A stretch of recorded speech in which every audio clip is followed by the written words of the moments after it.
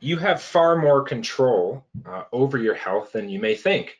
Even for some of you on here that already know that you have, pretty much total control over your health, this might be some shocking new information to you, but at a very basic level, we've got thoughts that are driving emotions. And, literally on a chemical neurotransmitter level, you think happy thoughts, and that creates happy chemicals that are floating through your bloodstream. So, literally you can, within seconds, boom, change the chemicals that are floating through your bloodstream based on what you're thinking about. So that may not be totally shocking. We've talked about that before. That makes sense. You get that. But it gets even more trippy and deeper than that when you really start to look at the latest and greatest in the research on genetics. And in the field of epigenetics, which is Latin for above genetics, what they found when they started the Human Genome Project, there was a couple of, well, more than a couple, so there's some unintended consequences that happened. First, they thought it was going to take, 10 times, 20 times as long as it took them, and they ended up finding that the human genome didn't have as many genes as they thought that they were going to find. And really the total, and I think we'll have to fact check this, but around 20,000 genes, 25,000 genes.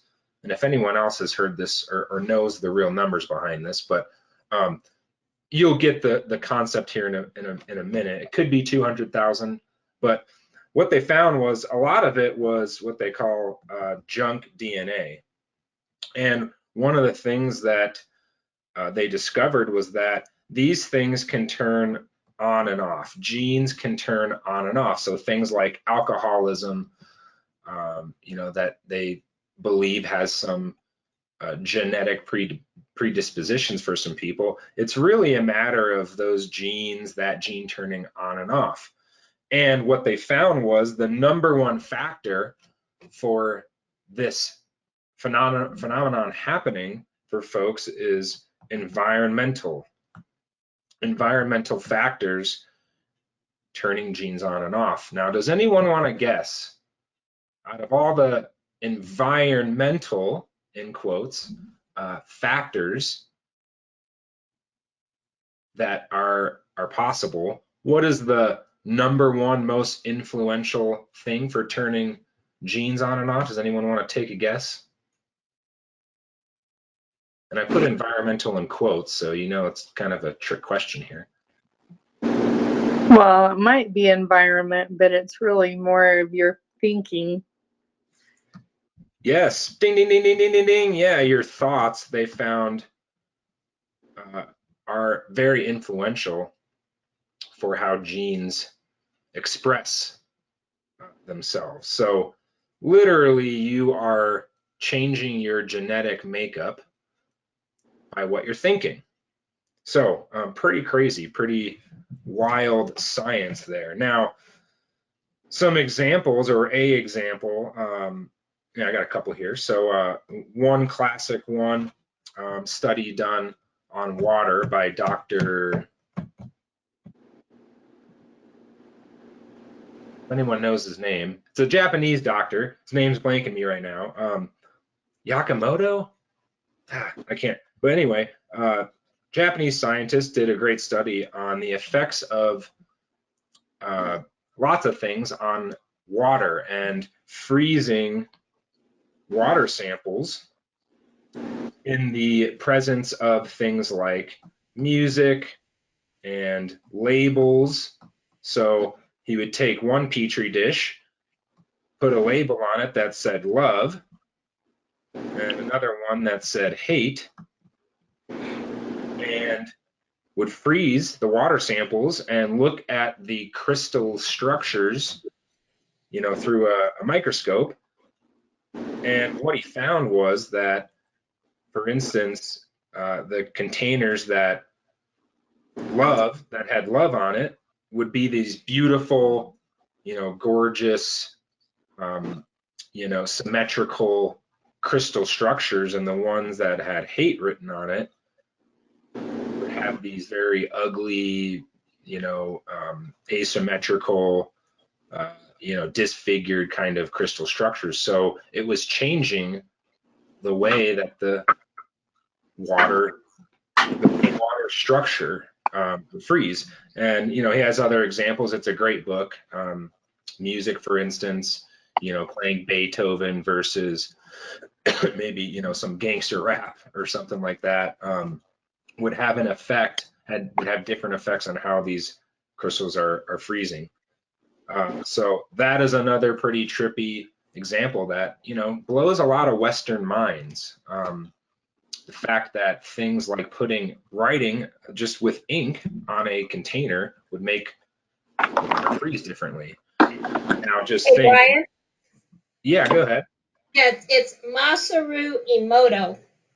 Masaru Emoto. That sounds I right. have the book in front of me. there she is, Kate, our OG.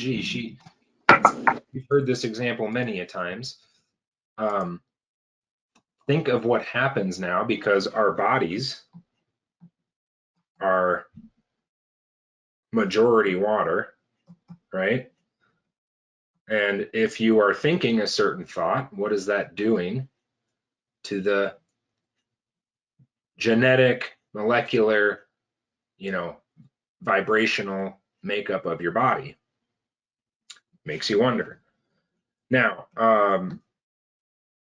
let me give you another metaphor or an example, and this is real. You can start practicing this today, tonight. If you're ever sick, do you say, "Oh, I hate this. This sucks. This is terrible. I feel so crappy, and I can't wait to get over this. And I just hate being sick all the time." Now, think about this. Because we are very conscious about our language here. If you're sick, what does that really mean? What is your body doing? What does sick really mean? What's happening? Well, it's like pain. It's kind of a cry, right? For you to do something about it. Yep, your body's telling you something, right? And what's it also doing? So let's say, Is defending oh, was that Laura? is defend yes. What was that? Like I guess defending your Yeah, it's your immune itself, like system. when you get fever, it's just a reaction because your body. Yeah, yeah, go ahead. Didn't mean to cut you off there. No, that was it. Oh, okay. Yeah, you're absolutely right. It's your body's defense mechanisms, right? It's your immune system. It's trying to, whether it's through snot, through feces, through urine, through sweat glands, many different ways your body fights really hard to get something toxic or a foreign invader out of your system. So why would you say you hate this when your body's doing exactly what it's designed to do? Why wouldn't you be, rooting on your immune systems? I love this. Come on, diarrhea. Come on, sweat. Come on, my mucus. Like, get this out, as fast as we can. And then, for most people, not only are you saying or running this internal dialogue, so it's making it more miserable than it needs to be, but we're also taking things like decongestion, or let's say Pepto-Bismol, for instance, that is preventing your body from eliminating as efficiently as it can.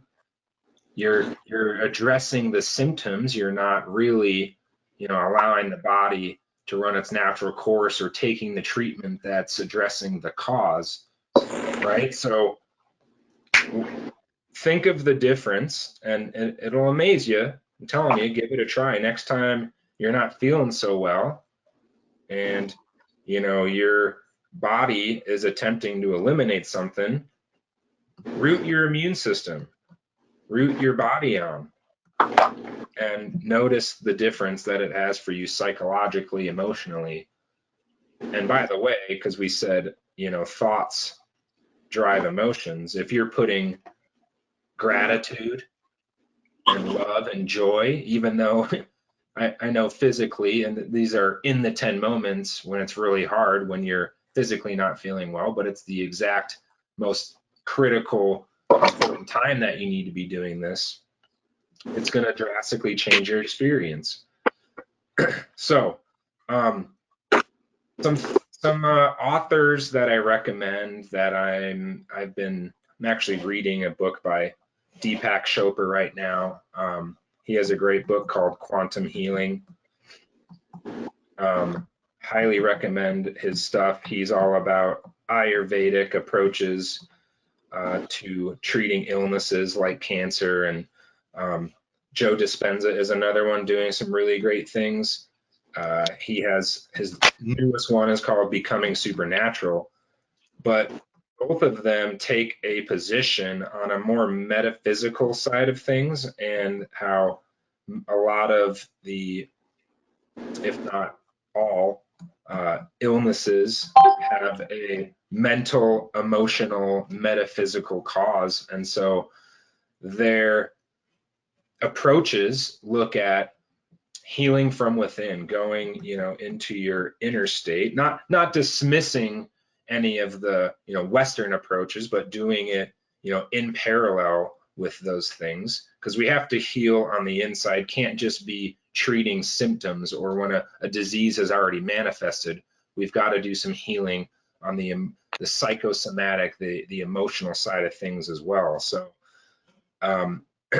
both of these guys really looking at health from a software perspective, as we talk about it here, and love their stuff. So if you want to do a deeper dive into this content around how thoughts are driving your health, and you have even more control and power than you think, Joe Dispenza has a great personal story where he essentially shattered his spinal cord, and he opted to not have surgery, and he basically fused his spine together using his own meditation and thought-based approaches. It's fascinating. It'll blow your mind if you've never heard the story before, but very fun stuff to research and know, and infuse into your legendary health strategies and creation here.